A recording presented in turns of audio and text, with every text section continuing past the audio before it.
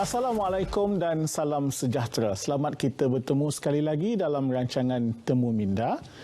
Besok, saya sebagai Menteri yang jaga telekomunikasi dan multimedia akan mempengerusikan mesyuarat Menteri-Menteri Digital ASEAN yang pertama atau dipanggil ADG Min 1 secara dalam talian 100% kerana COVID-19 menyebabkan kita tak boleh bertemu secara berdepan.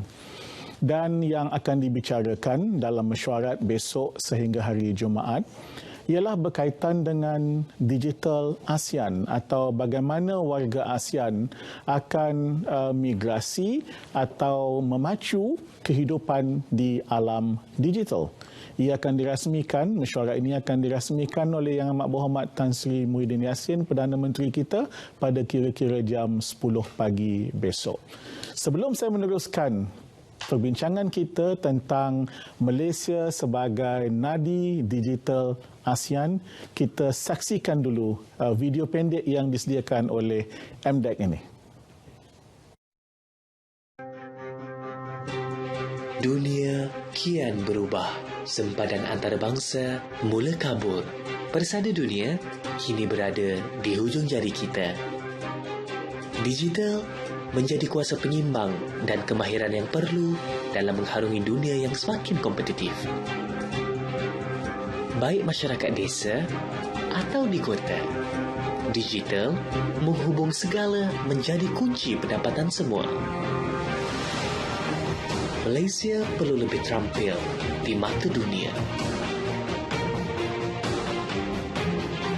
Menjadi nadi pelaburan serantau. Menghubungkan pelaburan dunia kepada Asia Tenggara. Menjadi pusat pelaburan digital paling pesat di Asia Tenggara. Malaysia, nadi digital ASEAN.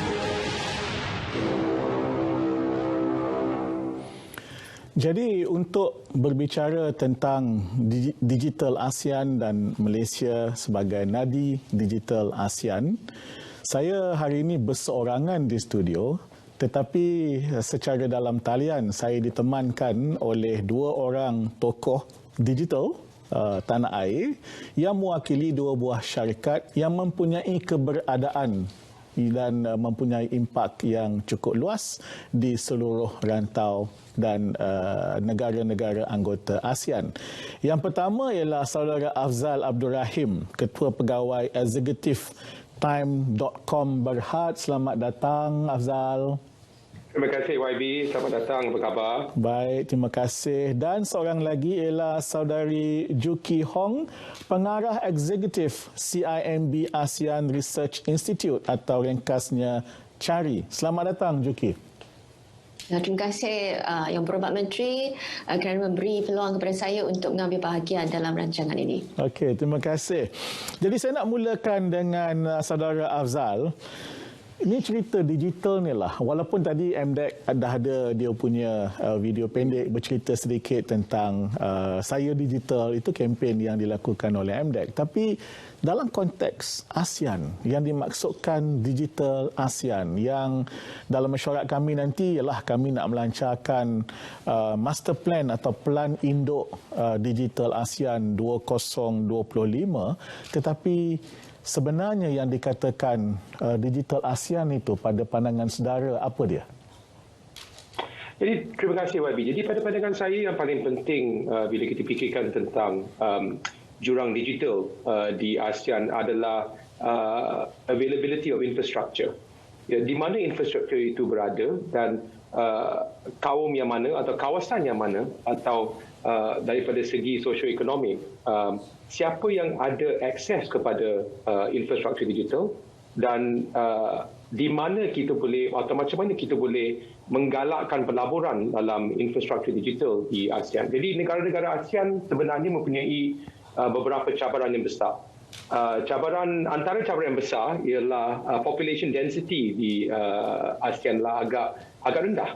Jadi sebenarnya walaupun memang ada trend selama 2-3 dekad ni di mana kebanyakan penduduk berhijrah ke kawasan bandar, tapi sebenarnya kawasan di luar bandar yang memerlukan akses yang sama dengan penghuni bandar juga.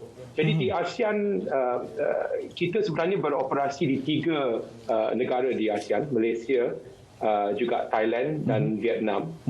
Keseluruhan seramai 3,500 anggota kerja di antara 3 negara ini, dan cabarannya memang berlainan dan unik. Tiap-tiap negara mempunyai cabaran yang unik. Kalau kita lihat dekat Malaysia sebenarnya, kita mempunyai satu sistem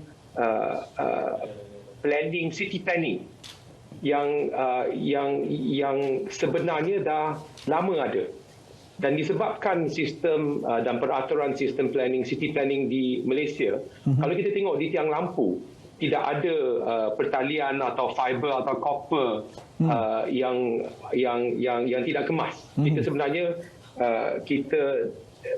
mana-mana syarikat telekomunikasi kena jalankan kabel di bawah tanah, atau kita kena korek jalan lah dengan cara yang senang. Kalau kita lihat pula di negara-negara lain di ASEAN, sebenarnya kabel dan talian banyaknya di atas tiang lampu atau tiang elektrik pun.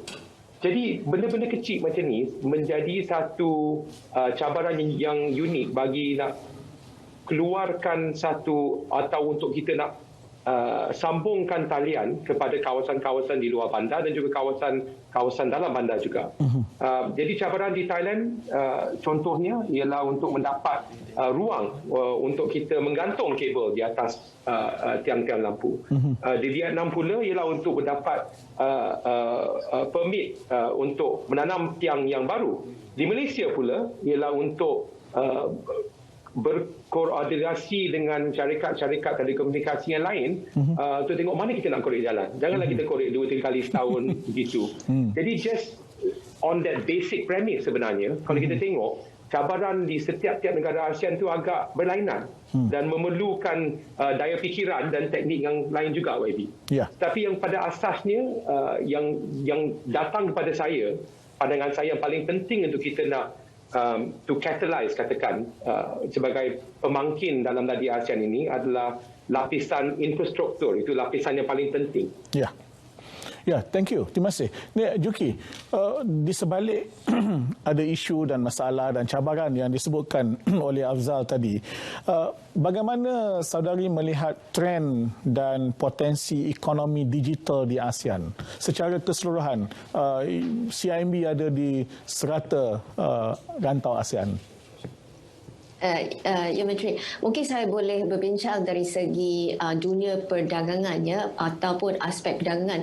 Sesungguhnya kepentingan transformasi digital ini telah pun hangat diperbincangkan dalam perdagangan ASEAN dari segi industri 4.0 sebelum pandemik COVID-19 ini.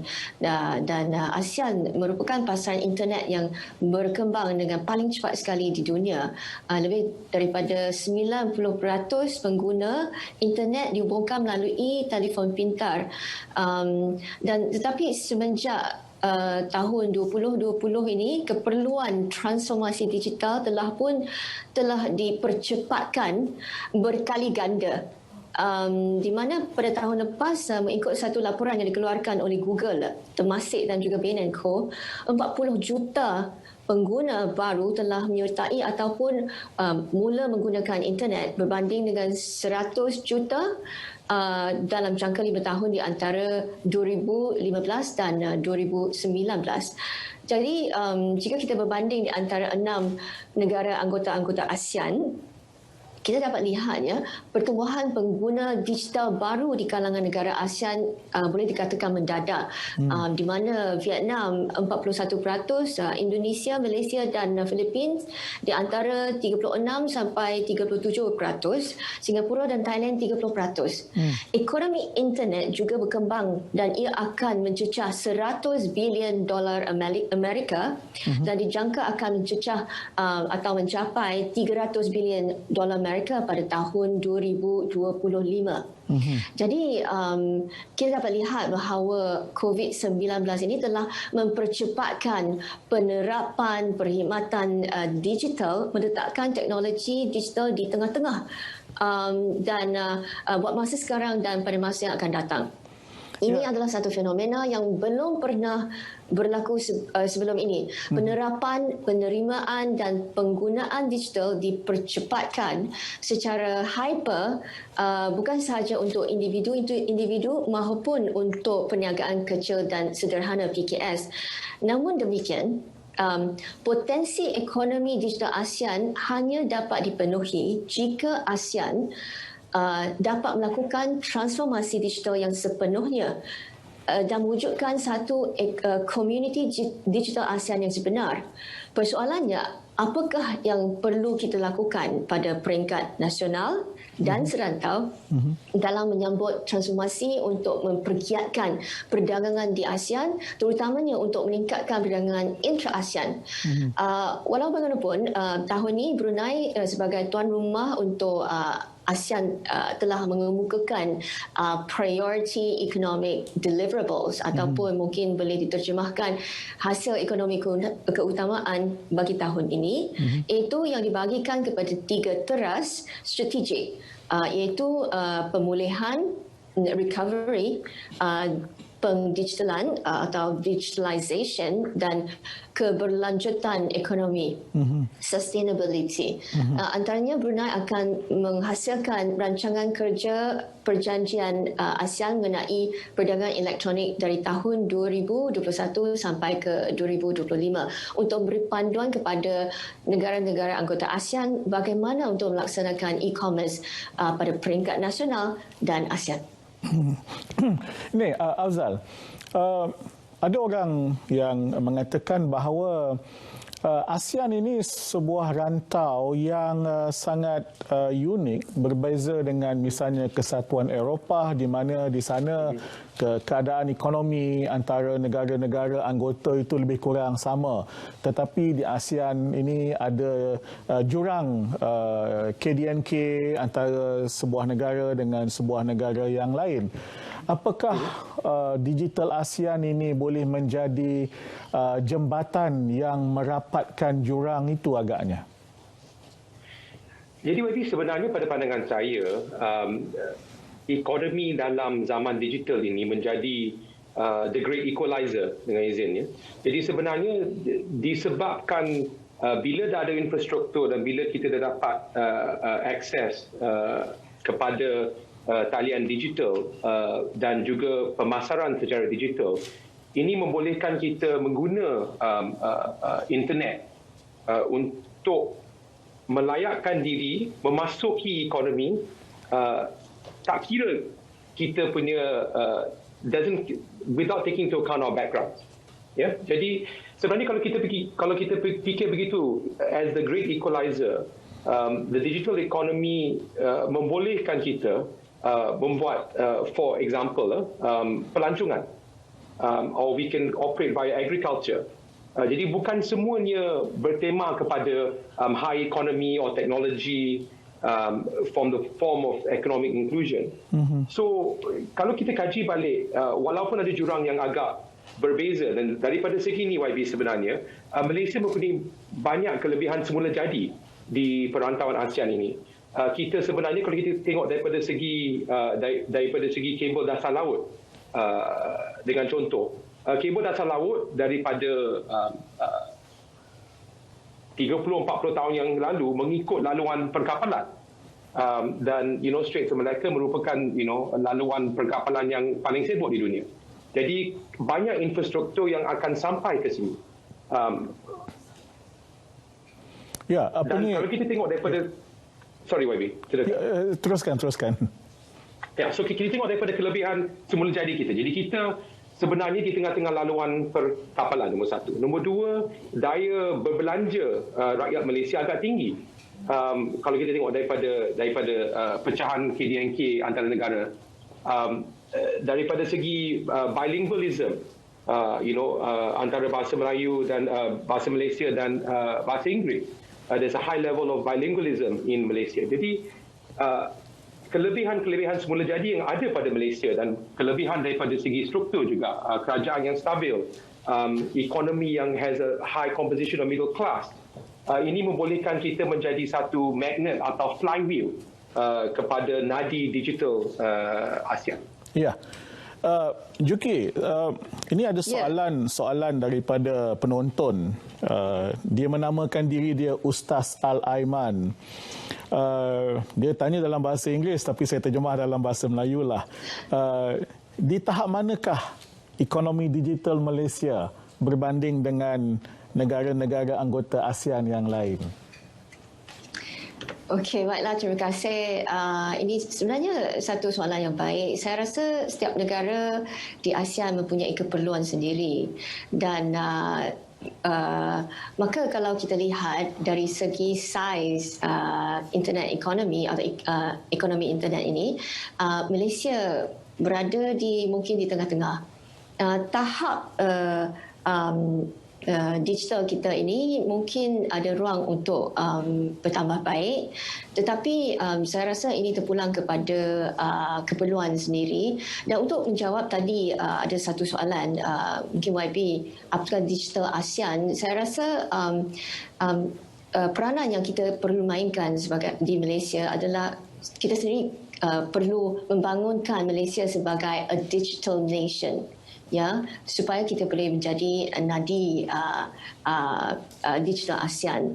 Jadi dari segi perkembangan digital berbanding dengan negara lain, kalau kita bandingkan saiz ekonomi dia,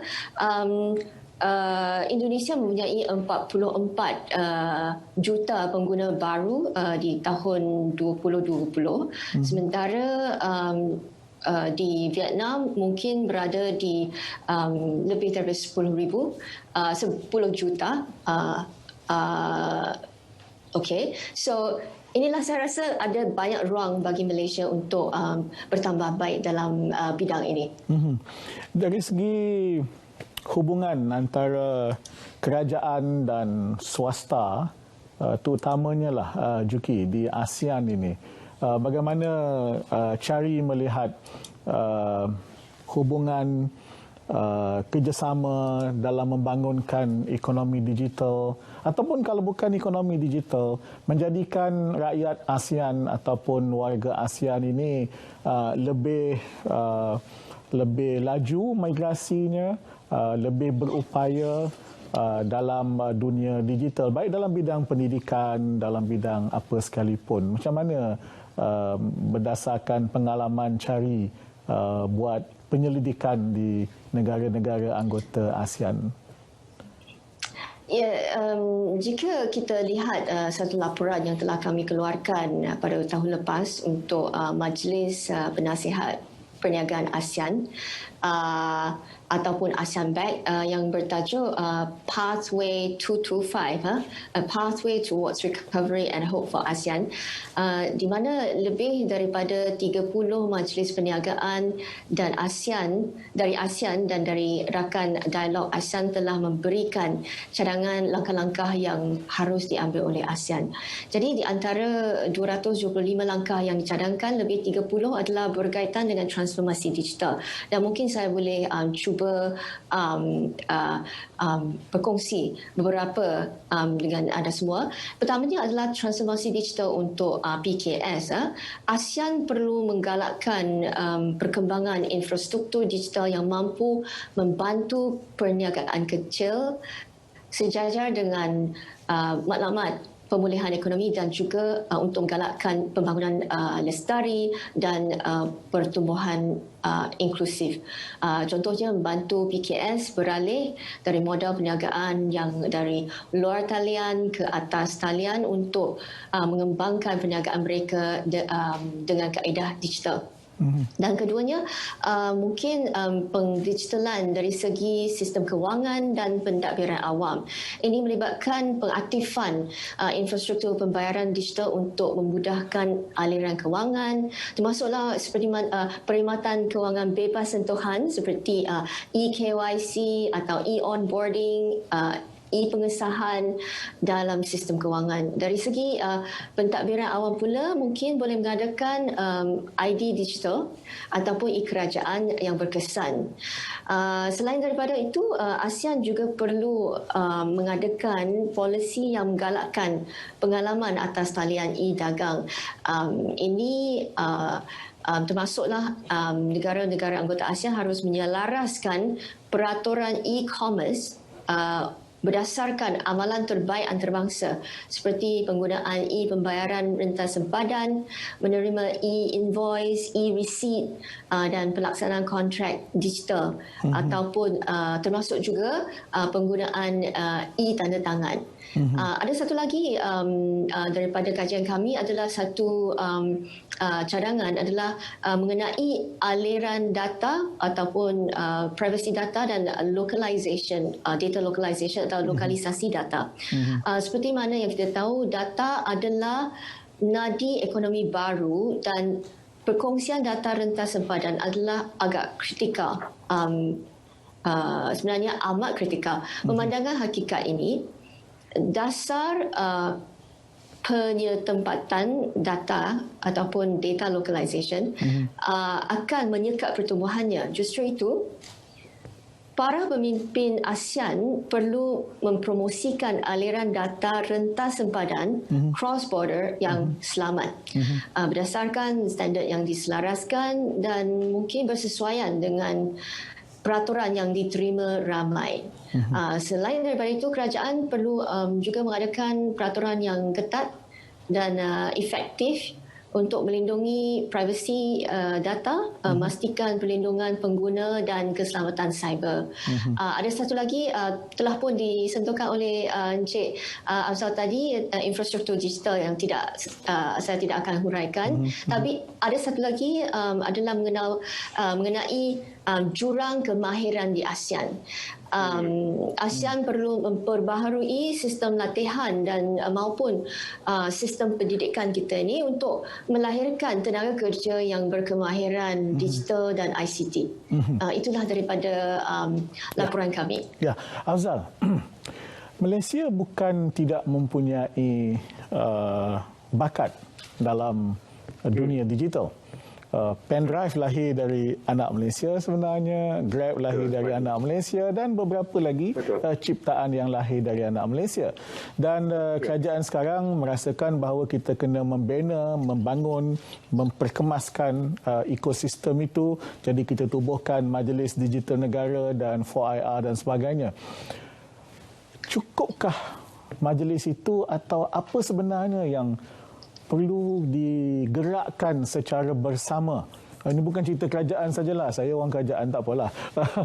Yang perlu digerakkan bersama untuk membangun bakat-bakat anak muda terutamanya dari negara kita. Jadi sebenarnya YB yang kita kena fikir yang paling penting bagi Malaysia, saya rasa rakyat Malaysia ni agak manja YB sebenarnya.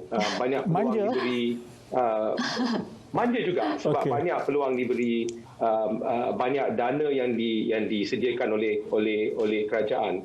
Tetapi berbanding dengan hunger ataupun passion yang kita nampak daripada remaja, saya fokus kepada golongan remaja YB, di negara-negara ASEAN yang lain, nampak dia macam golongan remaja di luar Malaysia lagi agresif mencari peluang digital.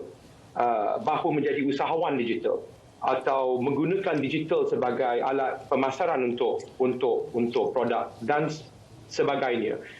Mungkin kemungkinan, jadi sebagai contoh, bila kita adakan kursus yang percuma atau kita ada ataupun kita adakan tandingan business plan, plan business untuk seed funding,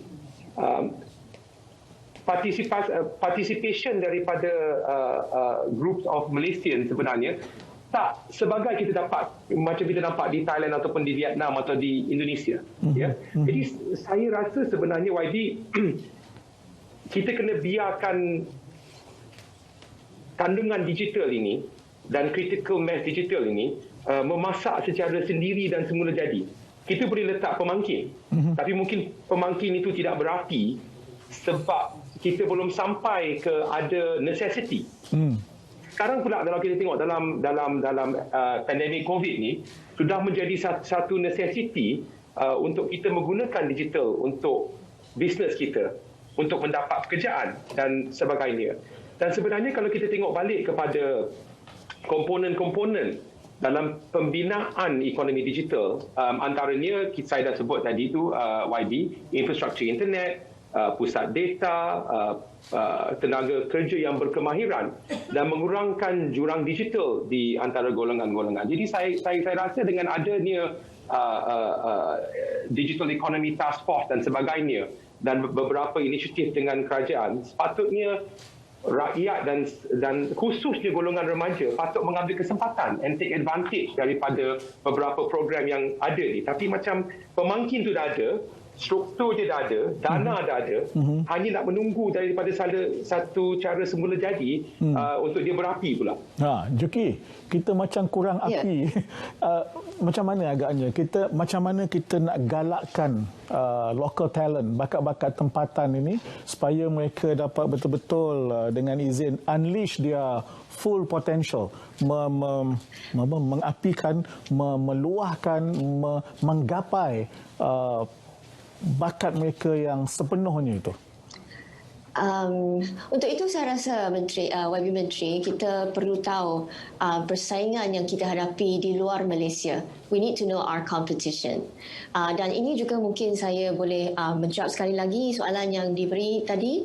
Itu kita perlu, Malaysia perlu membuat perbandingan dari segi kekuatan kita yang ada. Sebagai contohnya kalau kita lihat unicorns. Sekiranya kita melihat negara ASEAN, kita mempunyai 10 buah syarikat unicorn yang mempunyai nilai lebih daripada $1 bilion Amerika masing-masing di ASEAN, seperti Gojek, Tokopedia dan sebagainya. Dan daripadanya 4 syarikat berasal dari Singapura, 4 dari Indonesia, 1 dari Vietnam dan 1 dari Filipina. Sementara itu kalau kita lihat di Thailand pula, mereka telah melancarkan hub digital ASEAN yang bertujuan untuk memperluaskan infrastruktur digital ASEAN. Dan untuk Singapura pula, negara ini lebih bergiat dalam bidang fintech dan perkhidmatan kewangan digital bukan sahaja di ASEAN maupun di sedunia, dengan bekerjasama dengan syarikat-syarikat gergasi dan di Vietnam pula mereka mempunyai penduduk 96 juta dan kira-kira 60% daripada mereka adalah berusia di bawah 35 tahun dan mereka mempunyai akses yang sangat cepat kepada teknologi baru. Dan Indonesia pula mempunyai satu internet ekonomi yang sangat besar. Maknanya kita perlu tahu persaingan yang kita hadapi di luar daripada Malaysia dan dari situlah kita akan menilaikan jurang yang ada dan kita cuba merapatkan jurang ini. And I think they'll create the catalyst. Itu memberikan satu wawasan ataupun objektif kepada kita untuk mencapai. Dan satu lagi perkembangan sangat penting yang ingin saya berkongsi di sini adalah RCEP, iaitu Regional Comprehensive Economic Partnership ataupun perkongsian ekonomi komprehensif serantau yang sudah pun ditandatangani oleh 15 negara.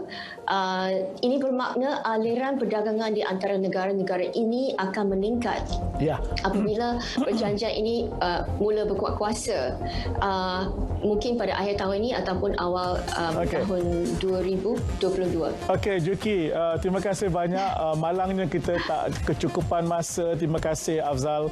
Ini memberi modal untuk disambung lagi dalam mesyuarat Menteri-Menteri Digital ASEAN pada hari esok dan lusa. Dan kepada semua yang menonton, mudah-mudahan kita mendapat sedikit api untuk membakar semangat bakat-bakat muda digital Malaysia supaya kita lebih lagi lebih bergaya lagi dalam kemajuan kita dalam digital ASEAN. Jadi terima kasih kerana menonton. Kita jumpa lagi di lain kali. Selamat pagi Malaysia di mana jua anda berada.